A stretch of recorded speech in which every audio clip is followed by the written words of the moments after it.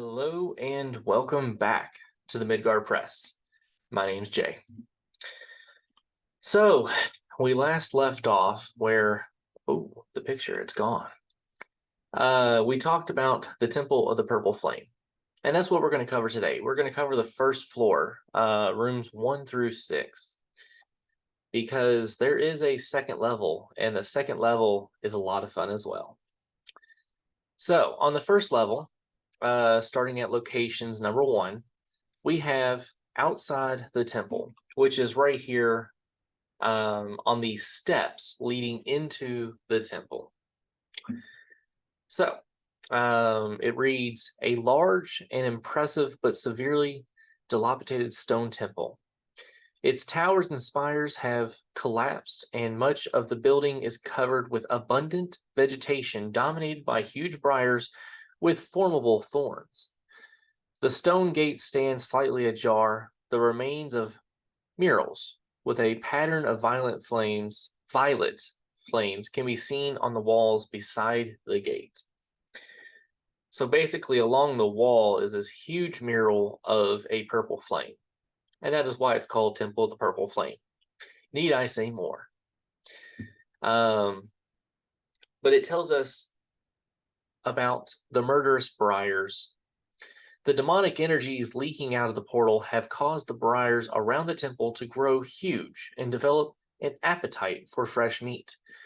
Anyone who gets too close risks being attacked. The briars lack consciousness and act on instinct alone. So the briars have a ferocity of 2. Their size is large, movement none, armor none, but they have an HP of 26. So they are combustible. They take double damage from fire attacks, and they do have resistance, which takes half damage from piercing and bludgeoning weapons. It's very important to make sure that your players tell you what type of damage they are doing. And if they don't, make sure to ask. These are questions you definitely need to know. That way you are portraying the monster in accurate terms. So of the D6 attacks, the very first one, we have Spore Cloud. The briars spray a cloud of purple spores that cause a terrible itch. The effect is equivalent to a paralyzing poison with potency 14 against all player characters within 10 meters. 2 of the D6, Sharp Thorns. The sharp thorns of the briars tear the victim's skin. The attack inflicts 2d8 piercing damage. 3 of the D6, Strangling Branches. Thin branches wrap themselves around all adventurers within 6 meters. The victims take d8 bludgeoning damage and are grappled. Breaking free requires a successful strength roll, which counts as an action others can't help, or an attack that inflicts at least 6 points of damage on the briars. A grappled character cannot perform any action that requires body movement.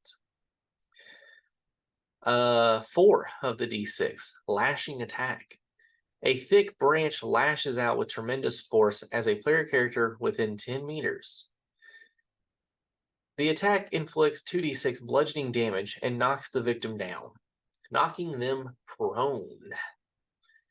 5 of the D6, Deadly Embrace. A tangle of branches tries to squeeze the life out of a player character within 10 meters. The victim takes 2d8 bludgeoning damage and is grappled. Breaking free requires a successful strength roll with a Bane. Others can help, or an attack that inflicts at least 6 points of damage on the briars. And then number 6 of the D6, Face Attack. An unfortunate player character within 10 meters is attacked by a branch that finds its way to the victim's mouth and nose. The attack inflicts d12 points of damage, and the victim must make a willpower roll to resist fear. So, in specific regards to number 1, where you're just outside the temple, to the north, it says, open doors to the vestibule number 2. And then you have northwest. A crumbled wall overrun with enormous briars. Trees can be glimpsed behind it. Climbing the wall requires an acrobatics roll with a boon, but the briars are alive and will attack the player characters. See above. On the other side of the wall is the herb garden, number 4. So if your player characters decide to go this way, they can easily go over the wall, but they will be attacked. So, number 2, location number 2, the vestibule. This large vestibule has a high ceiling and is dominated by heavy hexagonal stone pillars. The dim light from outside falls on flanking murals of demonic monsters tearing vanquished dragons to shreds in a landscape lit by a violet sun. It gives you, random event, roll d12 on the page of 48 for each stretch of time that the players spend here. So to the north is a stone door to the altar room, number 5, slightly ajar. To the west, which goes to the courtyard, a short corridor to the courtyard, number 3, through which sunlight enters. And then south, because you just came from there, it says open stone doors to the outside temple. Fairly simple, fairly easy.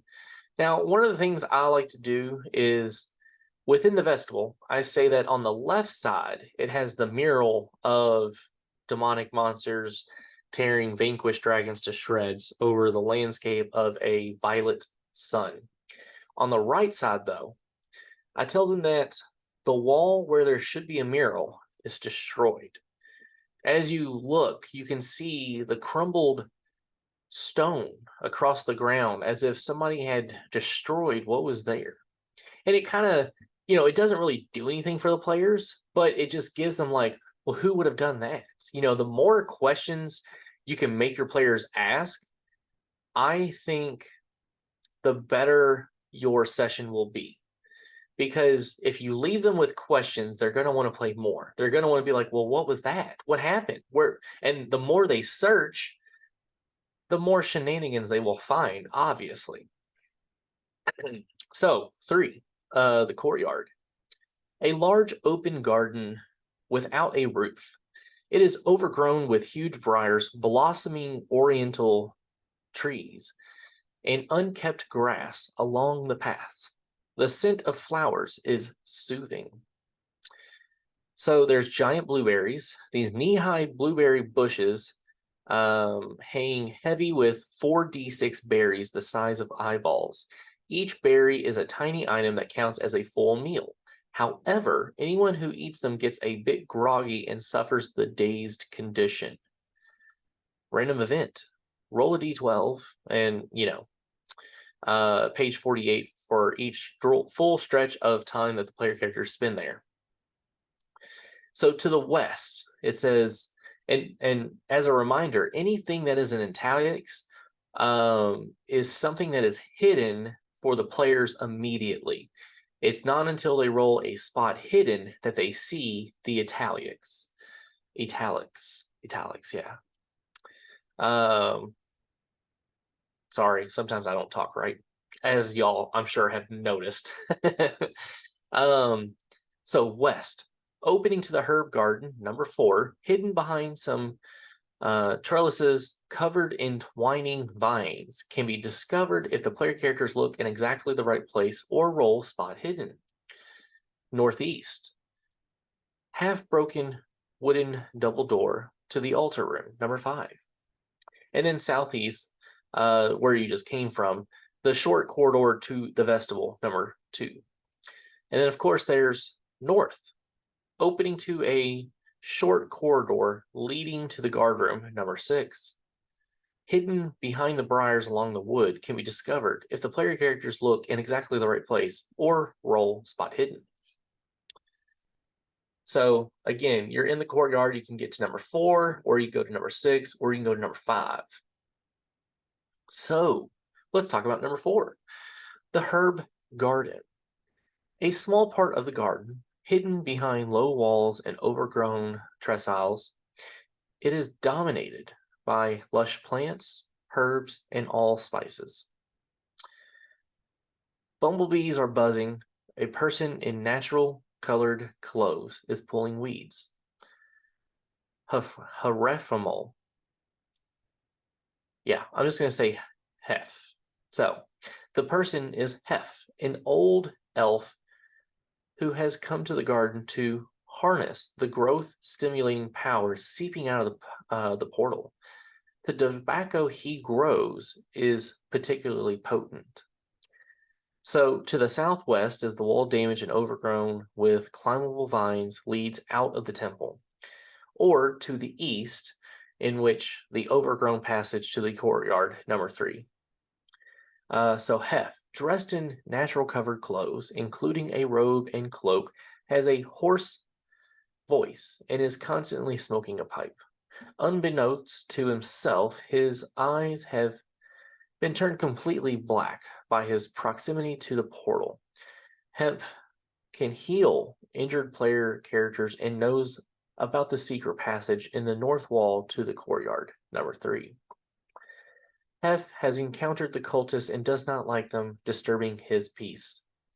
He is aware of the portal in the cellar, room 11, and knows how to close it, but wants it to stay open. He can be persuaded to change his mind. So he has movement of 10, damage bonuses none, armor's none, but he does have 12 HP and 15 willpower. So his skills, animism at 13, mentalism at 16, myth and legends at 14, and bushcraft at 15. Now, because Hemp knows both animism and mentalism, Hemp is a practiced magic practitioner, okay? You can only get that way by lots of training and lots of practice. I mean, knows 2 schools of magic, and mentalism could potentially train you in if you can persuade. The spells that he knows is Flick, Sense Magic, Bird Song, Slow Fall, Dispel, Treat Wound, Animal Whisperer, Farsight, Iron Fist, Levitate, and Telepathy. The weapons he has is a staff, skill level 12, damage is a D8. All right, so now let's go over to room 5, the largest room within the first level. So we have the altar room. A passage opens into a large, spacious room under a domed ceiling. There is a high altar in the northern part of the room. The air smells dry and dusty. Light streams down from an opening in the center of the dome where creeping vines have broken through. So there's a trapdoor. If you look down here, you can actually see the dotted square. So the trapdoor in the south passage is a trapdoor that is slightly ajar. The player characters notice it if they explicitly examine the floor or move carefully and succeed with a spot hidden roll. Anyone who falls through the trapdoor takes 3d6 bludgeoning damage and ends up in the sacrificial pit, number 7. That's what I'm talking about. The altar is carved from a block of greenish black stone. Reliefs on the side show demons battling dragons under a violet sun. The bone mask. If the 4 suns on the altar, one on each side, are pressed simultaneously, a hatch opens in the altar. The player characters notice that the suns can be pressed if they try, and if they examine the altar and roll a successful spot hidden. I feel like I read that twice. In the compartment from which opens, behind the hatch is a frightful looking mask of yellowed bone. The mask protects the wearer with Protector, power level 2, and permanence. It draws willpower from its wearer, who must also succeed on a will roll to remove it. 1 attempt is allowed each shift. The gong. And I love that they put the gong here because there are so many. I can't tell you how many times one of my players have hit the gong. Why? Because they can. I mean, it's simply there to entice the player characters, and it does such a good job. It really does. So the gong. There is a gong of brass hanging on the west wall. Hitting the gong may attract cultists or wandering monsters. Roll on the random events table. And then, of course, random events. Roll a d12 for each stretch of time that characters spend here. So to the south is a half-open stone gate to the vestibule, number 2. To the east is a narrow door to a worn spiral staircase leading down to the vaulted hall, number 8, which is right here. Then we've got southwest, half-broken wooden double door to the courtyard, boom, right here. And then to the west is iron door to the guard room, boom, boom, boom, right there. And, oh, hey, look, it's the map. We'll go ahead and just leave that right there.